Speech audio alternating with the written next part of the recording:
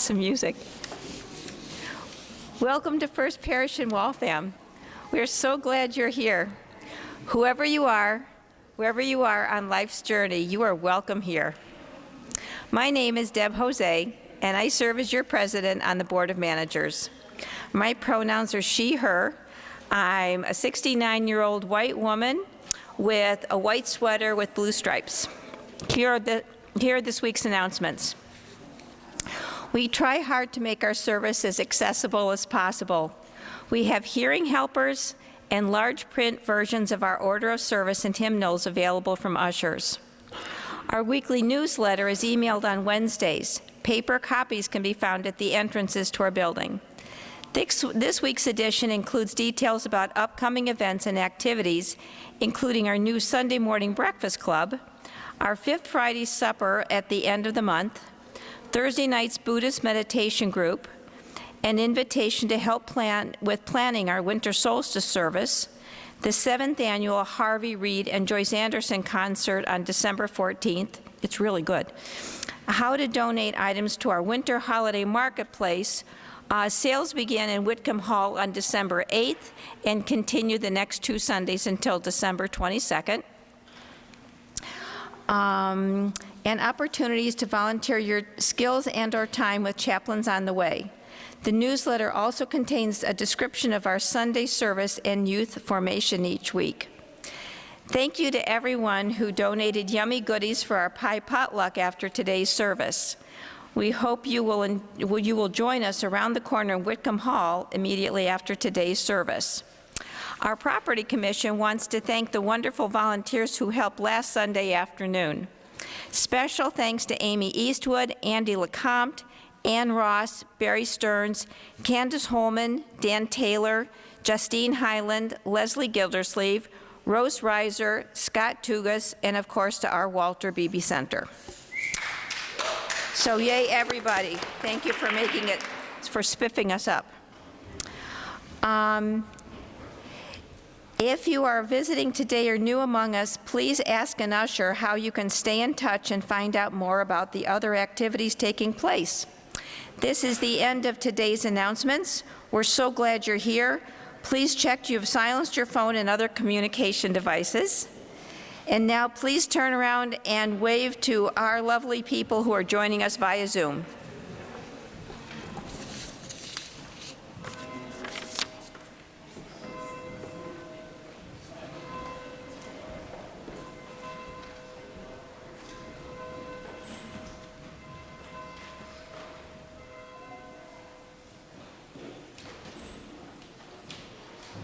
Good morning, everybody, and welcome. My name is April Rosario, and my pronouns are she, her. I am a Black woman in my late 30s with medium-length dreadlocks and black cat-eye rimmed glasses. I'm the director of Lifespan Faith Formation here at First Parish, and I'm so excited to be with all of you today. I'm excited because Sunday is a special time and one of my favorite days of the week. It's a time where we get to gather together, a time where we get to live out our dreams, to help each other, and to be part of something greater than ourselves. Because together, we can find meaning, strength, and love to help guide us in all that we do. We gather today in community with open hearts and minds, knowing that gratitude is a practice, a choice, and a powerful force for transforming our lives. So friends, let us all take a deep breath. Settle in whatever way feels comfy for you. Remembering that we are thankful. Thankful for both the challenges and the joys, the moments of deep connection and those of quiet reflection. Let us settle into this space together and our Thanksgiving service as we reflect on the practice of gratitude. Each Sunday morning, we begin our worship service with the lighting of our chalice, the symbol of Unitarian Universalism. And this morning, I would like to invite up Vivian to light this morning's chalice.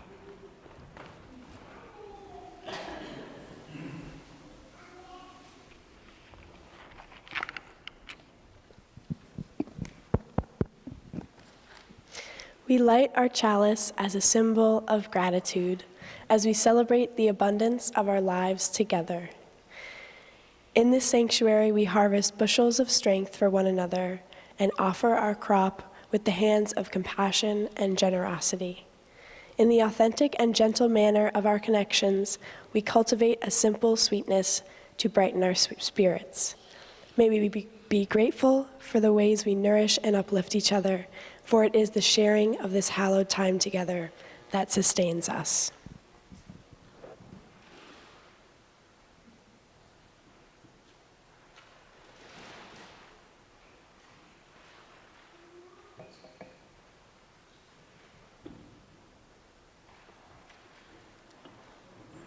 Thank you. I invite you now to please rise in body or spirit as you are willing and able, and join us in our opening hymn, number 1008, When Our Heart is in a Holy Place, found in your teal hymnal.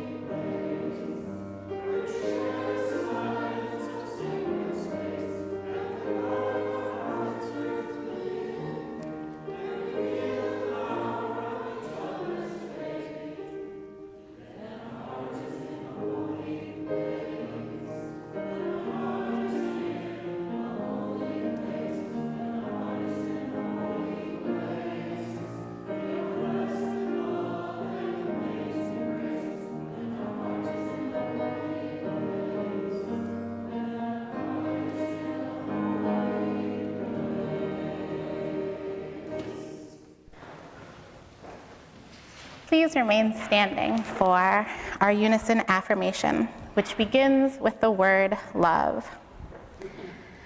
Love is the spirit of this church, and service its law. This is our great covenant, to dwell together in peace, to seek the truth in love, and to help one another. Please be seated.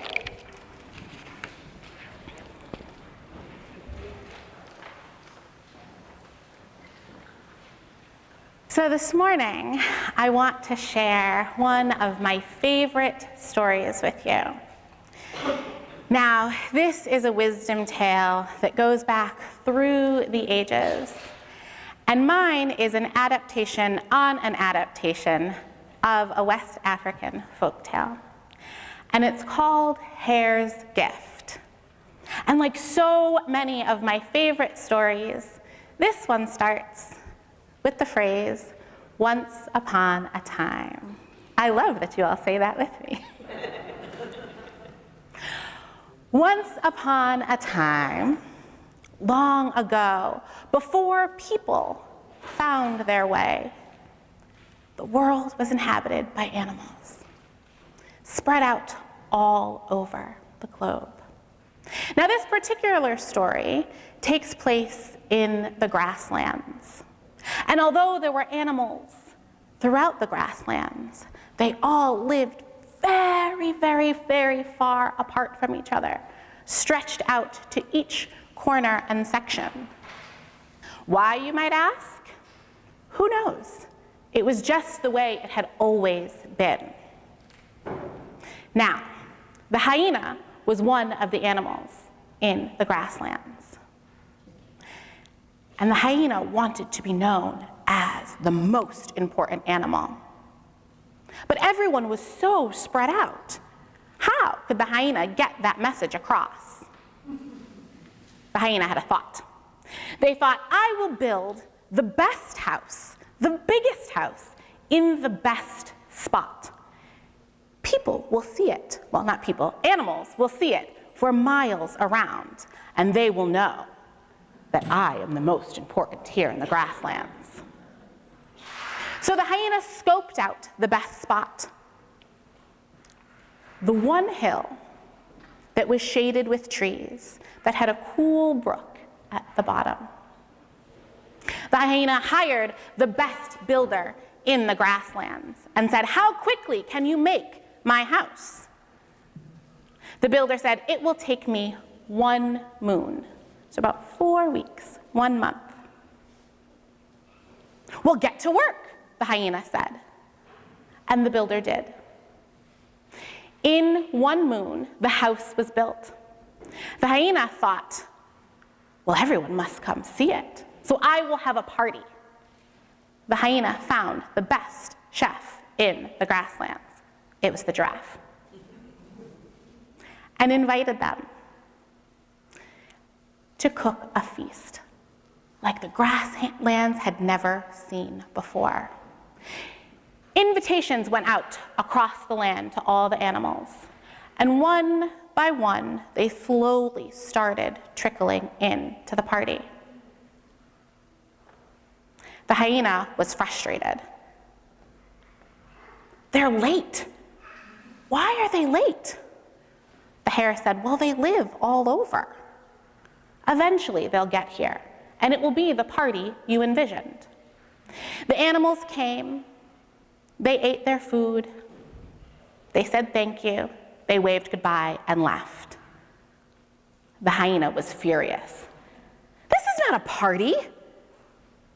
Why weren't they rejoicing? The hare said, because you missed something. The hyena, being the hyena, said, well, do you think you can do better? The hare said, yes, I can, and I can do it in 2 weeks. Game on, said the hyena. The hare hopped after each family that had just left the party and said, I too would like to build a house. Could you help me? The response was the same at every animal family. I can't be gone for a month. I have a family that I need to attend to. The hare said, don't worry, bring them along. The family said, and where would they sleep? The hare said, well, we've got 2 weeks. Take the first week and build a home for your family. Take the second week and help me build mine. The animals said, okay, sure, sounds good. And family by family, they turned around and went back. The first week was just as the hare had said. They each built homes for their families. The families that had smaller amounts of animals in them needed smaller homes. And so when they finished, they helped the families that needed larger homes. After the week, they all got to work on the hare's house. And sure enough, it was completed in just 2 weeks. The hare said, let's have a party. Everyone was exhausted, including the giraffe. Hare said, don't worry, giraffe, you don't have to do it all. Friends, what is your favorite thing to eat? Bring that to the party. And each family brought one dish to the party. There was music and there was laughter. They ate and they drank and they celebrated. Hyena stayed in Hyena's house, looking out the window, going, "Really?" Hyena didn't understand. Hyena thought, eventually, when the party dies down, I'll ask Hare what the secret was. But the party did not die down. It went all the way through till the next morning. Eventually, people started falling asleep and going back to their houses. And Hyena saw this as their opportunity. They rushed down to Hare's house and said, "Why was your party so much better than mine?" Hare said, "Because I gave them a gift." Hyena said, "You didn't give them a gift. You asked them to build your house, and then you asked them to feed you. That's not a gift." Hare said, "The gift that I gave them is this. We built a village. Their homes are here now. Their friends are here now. And did you hear what I said before we started to eat last night?" Hyena said, "No." Hare said, "Right, because you were in your house looking out the window." "What I said was, thank you. Thank you for being here. Thank you for sharing your gifts. Thank you for helping each other. And thank you for creating this space."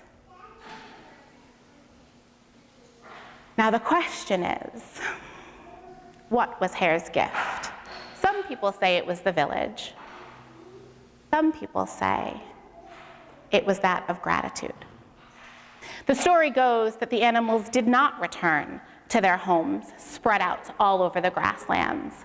They stayed put. They helped each other. They worked together. They celebrated. And the tradition became that every night, before they sat down for a meal, they said thank you. So friends, as you leave this space later today, this is your challenge. Find the places and the people and the times in your life where you can say thank you and genuinely mean it. That is one way to practice gratitude. Now, in just a moment, our kids and our youth are going to head off to faith formation. But before they do, Katie is going to introduce our next song.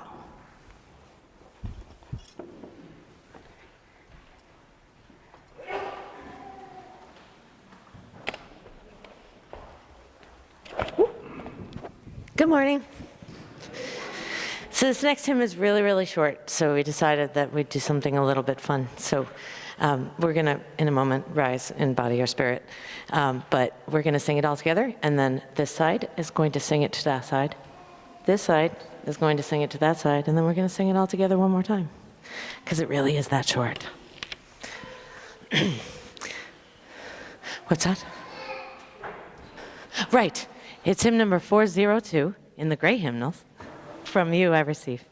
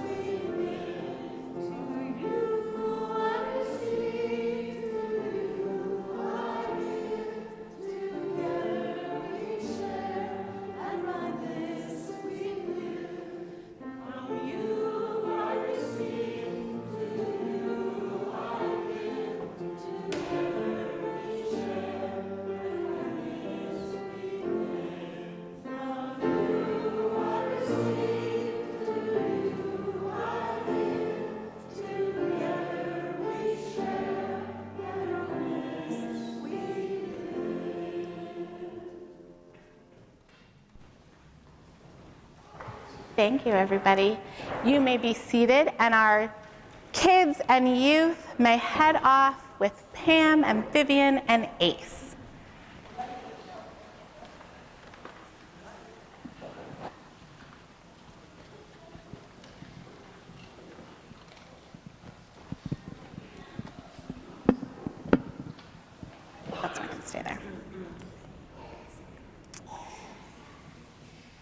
We've now come to the time in our service where we have an opportunity to lift up joys and sorrows for our community. The moments that make up our lives. The moments that we may not want to carry on our own because either they are so joyous that they need to be celebrated and shared with others, or because we could benefit from having others help us hold and carry them. So if you're here with us this morning in the sanctuary, you are welcome to make your way to this side and line up, and I will pass you the microphone to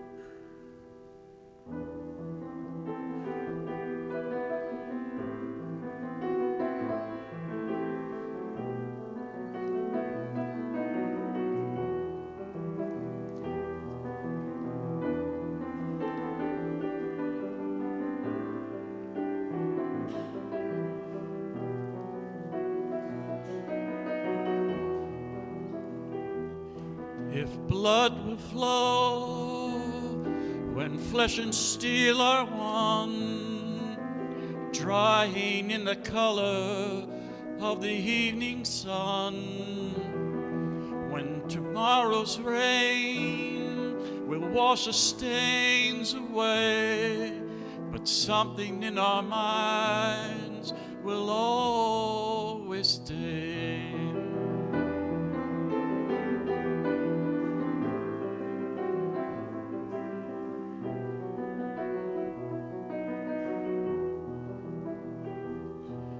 Perhaps this final act was meant to clinch a lifetime's argument, that nothing comes from violence and nothing ever could.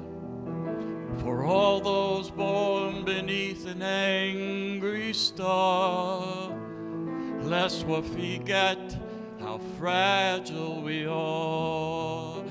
On and on, the rain will fall like tears from a star, like tears from a star.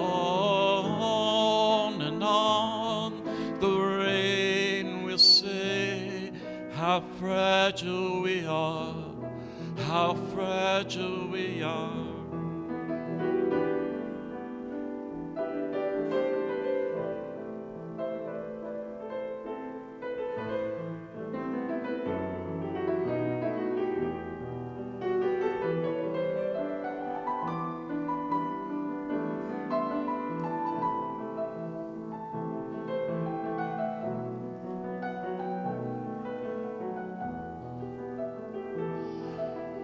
On and on, the rain will fall like tears from a star, like tears from a star. On and on, the rain will say how fragile we are, how fragile we are. On and on, the rain will fall like tears from a star, like tears from a star. On and on, the rain will say how fragile we are, how fragile we are, how fragile we are, how fragile we are.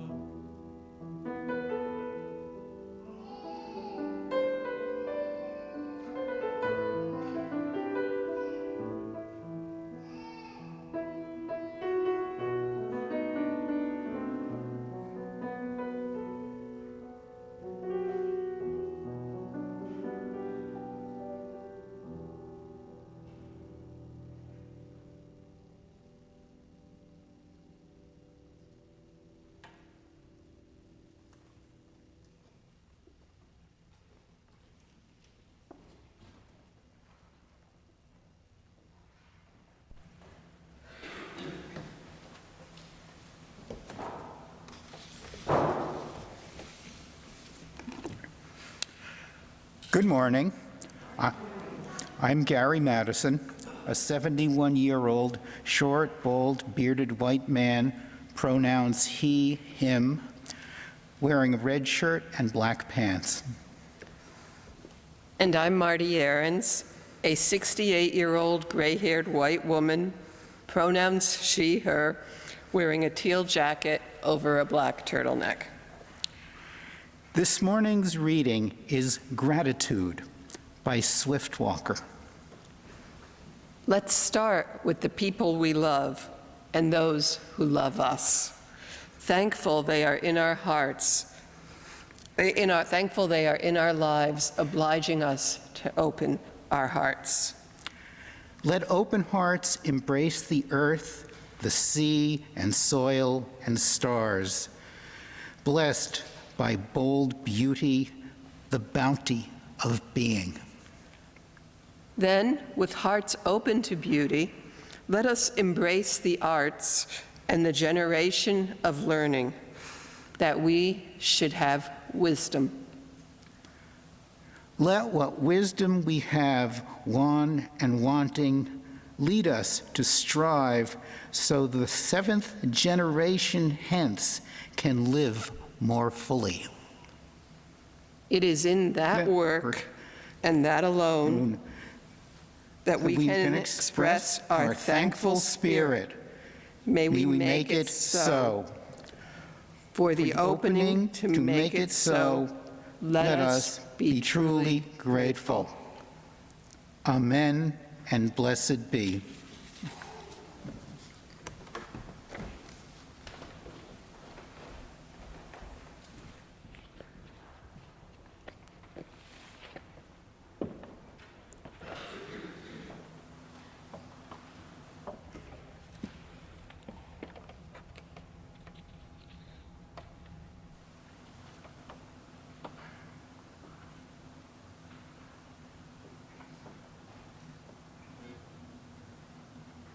Don't forget to say thank you. Did you say thank you?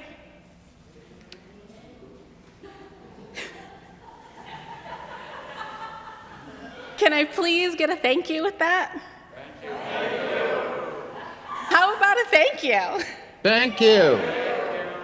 You're missing something at the end of that. Thank you. Me, you're welcome. Them, oh right, thanks. You all do much better than my children when they were toddlers. From babysitting as a teen to working in preschools to running a daycare to being a parent and then a director of faith formation. The amount of ways I have learned to remind kids to say thank you is astonishing and endless. Thank you. Gratitude. Grateful. These are words we hear often, especially as the holiday season approaches. But what does it really mean to practice gratitude?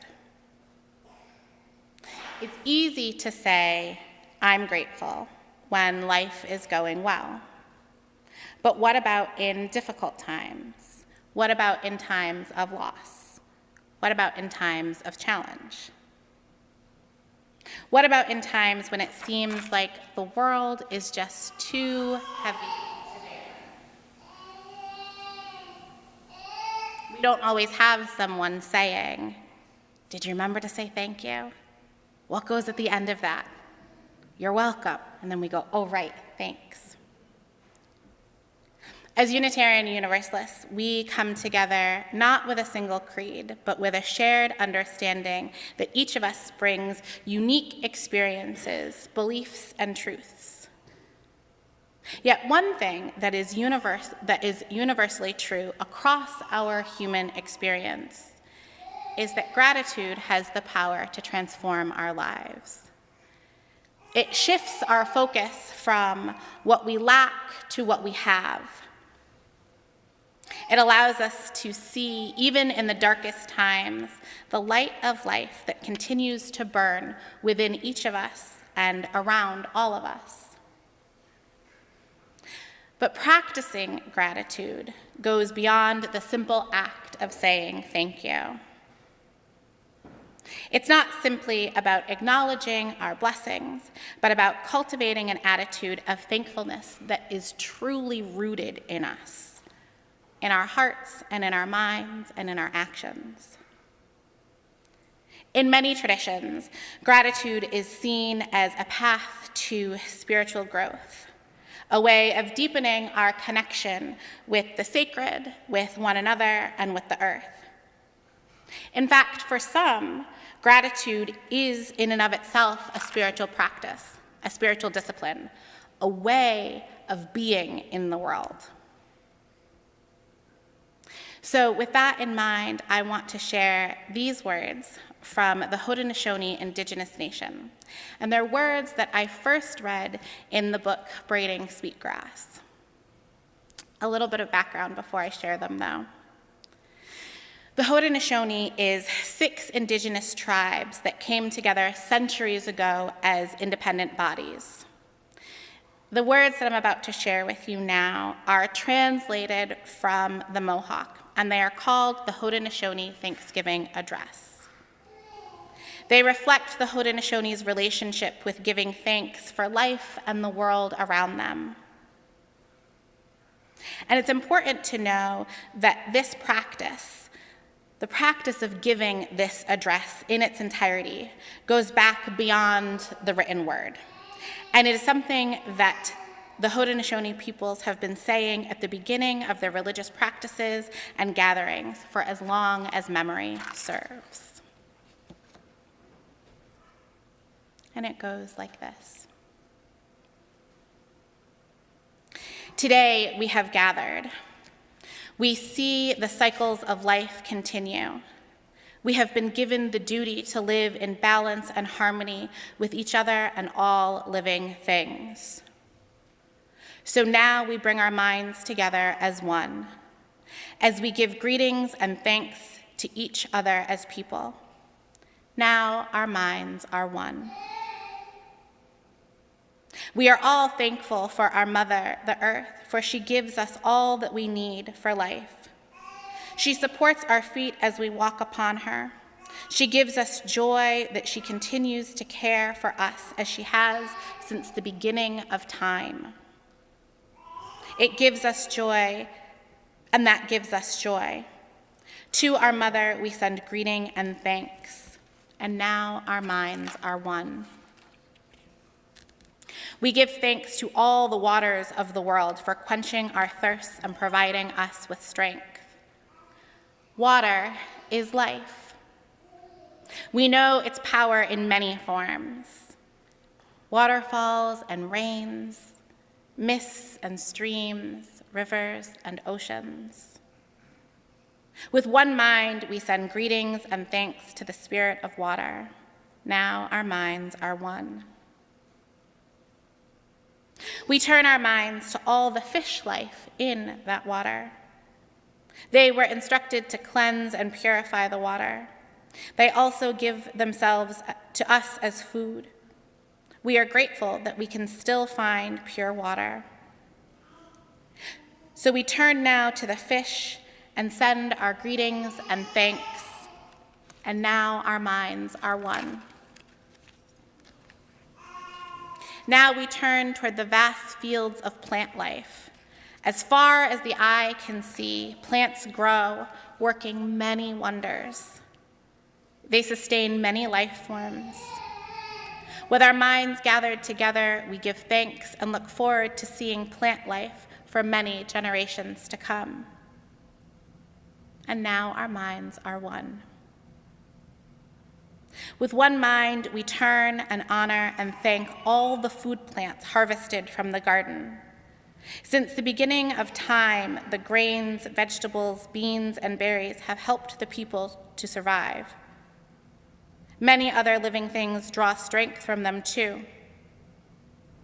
We gather all the plant foods together as one and send a greeting of thanks. For now, our minds are one.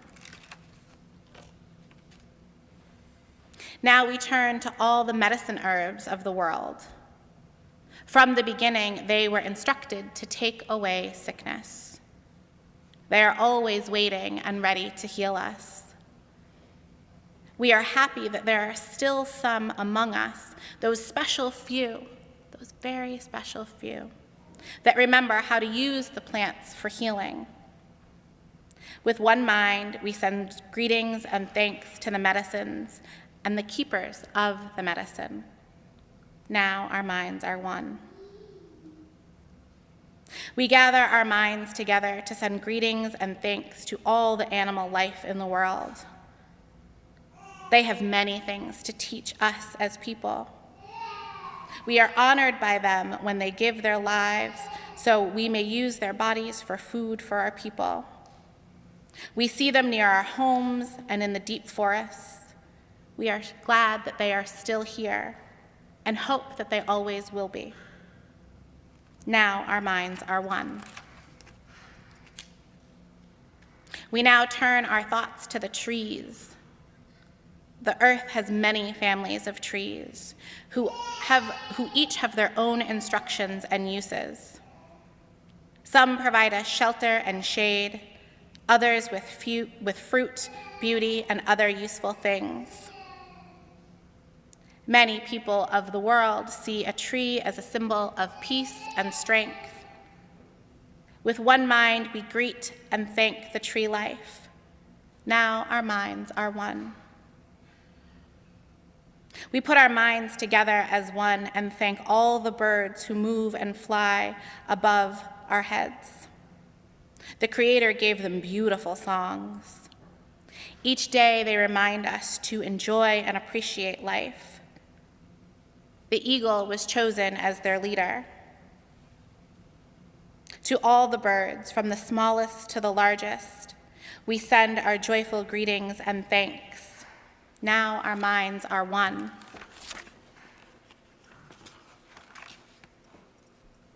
We are thankful for the powers we know as the four winds. We hear their voices in the moving air as they refresh us and purify the air we breathe. They help us bring the change of seasons. From the four directions they come, bringing us messages and giving us strength. With one mind, we send our greetings and thanks to the four winds. Now our minds are one. We turn now to the west where our grandfathers, the thunder beings, live. With lightning and thundering voices, they bring with them the water that renews life.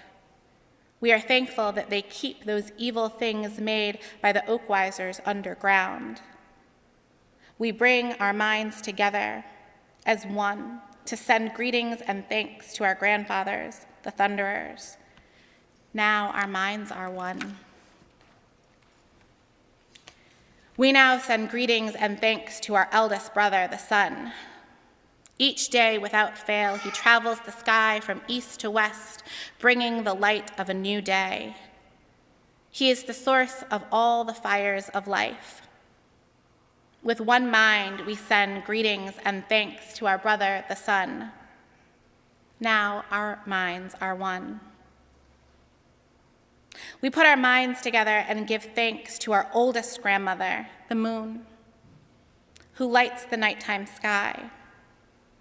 She is the leader of women all over the world, and she governs their movements with ocean tides. By her changing face, we measure time, and it is the moon who watches over the arrival of children here on earth. With one mind, we send greetings and thanks to our grandmother, the moon. Now our minds are one. We give thanks to the stars who spread across the sky like jewelry. We see them in the night, helping the moon to light the darkness, bringing dew to the gardens and growing things. When we travel at night, they guide us home. With our minds together as one, we send greetings and thanks to the stars. Now our minds are one. We gather our minds to greet and thank the enlightened teachers who have come to help throughout the ages. When we forget how to live in harmony, they remind us of the way we were instructed to live as a people. With one mind, we send greetings and thanks to these caring teachers, and now our minds are one. Now we turn our thoughts to the Creator, the Great Spirit, and send greetings and thanks for all the gifts of creation. Everything we need to live a good life is here on this Mother Earth. For all the love that is still around us, we gather our minds together as one and send our choicest words of greetings and thanks to the Creator. And now our minds are one. We have arrived now at the place where we end these words. Of all the things we have named, it was not our intention to leave anything out. If something was forgotten, we leave it to each individual to send such greetings and thanks in their own way. And now our minds are one. This is an extensive list. A list of thanks, to be sure, but an extensive one. It is definitely more than I say before dinner or bed or first thing in the morning. But I think that is why I am drawn to it. I don't know about you, but for me, I can't do that kind of gratitude by accident. I can't stumble upon it or throw it into a sentence casually or haphazardly. Not that there's anything wrong with that type of gratitude. In fact, Chris, my husband, and I taught our kids to say thank you almost as a habit, and I wouldn't change that for the world. But I do think, as wonderful as it is, and as happy as I am that that habit has stuck with them, it is a surface level type of gratitude. And I think that for lots of folks, definitely for me, that's the level of gratitude that we're taught. It's the level of gratitude we're accustomed to and we're comfortable with. The quick thank you, the, can I get a thank you at the end of that? Oh, right, yeah, thank you. And then we're off.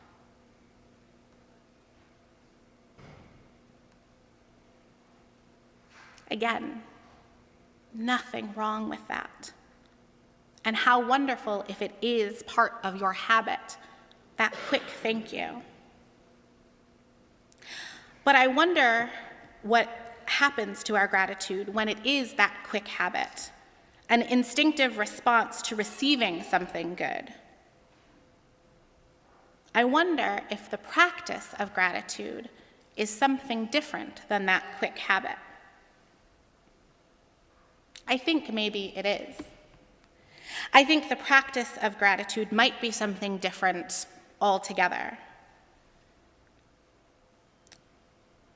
I think the practice might be a purposeful, intentional act, a conscious choice, not a reaction or an instinct. I wonder if the practice of gratitude requires us to step outside of ourselves, to focus not on our own struggle, but on the abundance of life itself. I wonder if the practice of gratitude asks us to acknowledge and celebrate the ordinary moments. The morning light filtering through our windows, the sound of a loved one's laughter, the warmth of a cup of tea. If you're me, the fact that you got to your destination without having your GPS say rerouting at least 3 times. I wonder if the practice of gratitude is intentional and on purpose. I think maybe the practice of gratitude is something that asks us to notice and appreciate the teeny tiny things that could be overlooked as we rush about our daily lives. If it could be the idea of taking minutes, not seconds, to list the things we are grateful for. and not just in the easy times. I think that might be part of the key. Practicing gratitude fully calls us to be grateful even in the midst of hardship, which in and of itself is a hardship. We live in a world that encourages us to focus on individualism, on what we have and what we don't have, like the hyena from my story earlier. But I wonder if the practice of gratitude is a reminder that we are not isolated beings. I wonder if the practice of gratitude is like the gift that the hare brought, the idea that we are not alone, the knowledge that we are not alone. Because when we really stop to think about it, we are each deeply connected with others, with the earth, and with the web of life. When we practice gratitude, we see that we are part of something much larger than ourselves. We are part of a beautiful and fragile world, and each act of gratitude is a recognition of our shared experience. Gratitude helps us build a deeper sense of community, knowing that we are not alone, and that every gift we receive is a reminder of the care and support that is around us. Sometimes that gift comes in the form of a box and a ribbon. Sometimes that gift comes in the form of a smile and a wave, a text that says, "I'm just checking in on you." Sometimes that gift is sunshine to warm our faces, and sometimes that gift is rain to help us hide our tears when we're not ready for others to see them.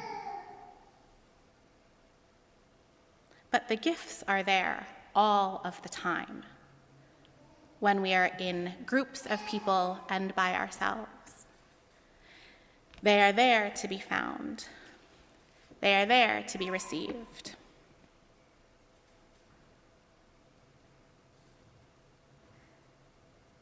So let us remember that gratitude is not only the response to good fortune, but a way of being in the world.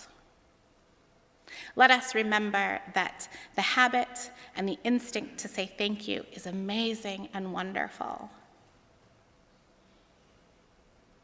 But we get something different, we gain something different when we take more than a few seconds to actively and consciously practice gratitude.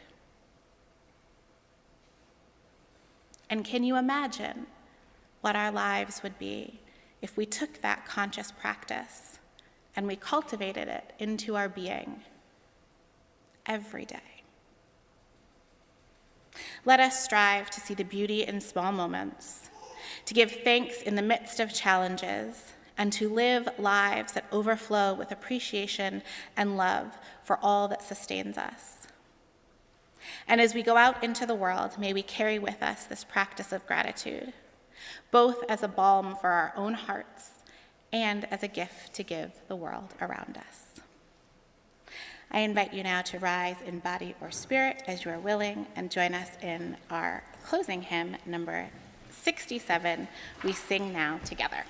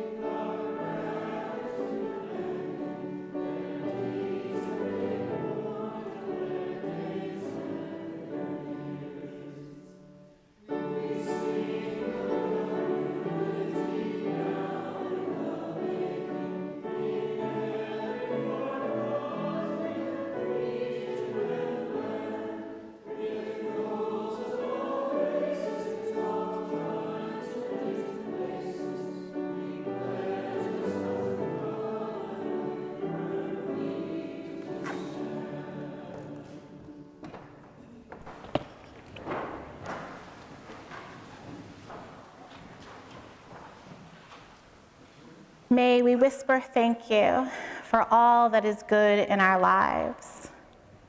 May we shout thank you for the abundance of blessings. May we feel thank you deep within our hearts and around us right now. May we be thankful deep in our bones for this time together. May we take time to feed each other, take care of each other, appreciate and trust each other. May we be thankful. Blessed be.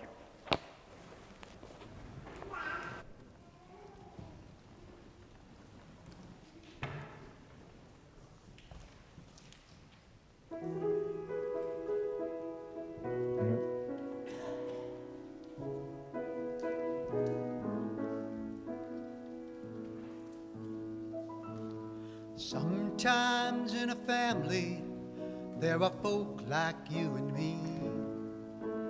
They don't always look or dress the same, and sometimes they don't agree. But once a year they have a day where that doesn't matter so much. They gather with their loved ones and bask in their gentle touch. They sit around a table, share some food, give thanks for living, and notice in this frantic world that it's good to have Thanksgiving. Sometimes in a house of worship there are folk like you and me. Even when they look and dress the same, sometimes they don't agree. But they don't let that stand in their way of keeping community. They gather together in peaceful prayer and sing out in harmony. They stand around a table, break some bread, give thanks for living, and notice in this mixed up world that it's good to have Thanksgiving.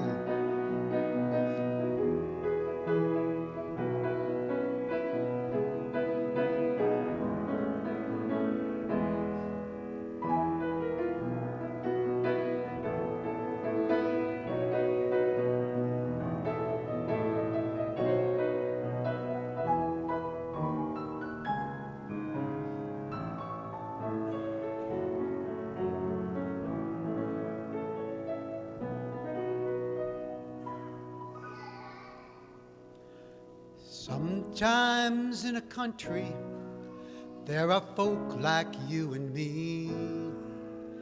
They don't always look or dress the same, but on one thing they do agree, that once a year they have a day where they put those things aside.